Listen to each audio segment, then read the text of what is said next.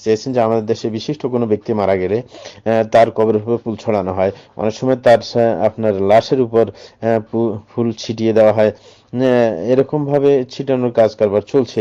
এমনকি তার লাশ দাফন করার সময় পুরুষ মহিলা সবাই আসছে এবং পরবর্তীতে মৌসুমে পুরুষ মহিলারা এসে থাকে। হ্যাঁ, এগুলো কি ভালো কাজ?